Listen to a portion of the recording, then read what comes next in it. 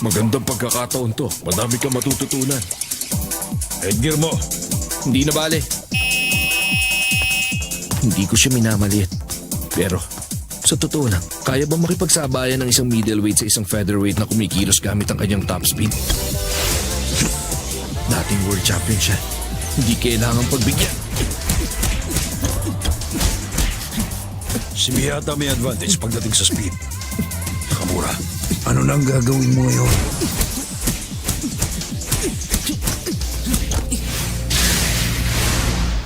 Ano? Oh, ang bilis! Teka, sandali. Hindi ako makakalaban kung maiipit ako sa corner. Susuntok ako at iiwas! Counter! Paano yun? Napari na isang kamay lang? Mahina ka! Mahina ka! Mahina ka! Mahina ka!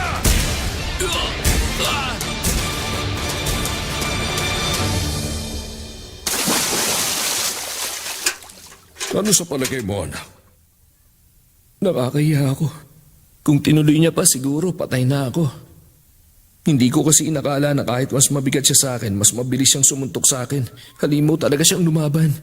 Hindi. Panalo ka talaga pagdating sa speed. Di hamak na mas mabilis ka kaysa sa kanya. Ang kaso, ang advantage niya, mas kaya niyang i-utilize yung espasyo sa loob ng ring. Mabilis tingnan si Takamura dahil sigurado siya kung kumilos. Maikli lang ang distansya na ginagamit ng movement niya. Malakas ang teknik na ginagamit niya. Pag-aralan mo yon. Pag-aralan? Tama.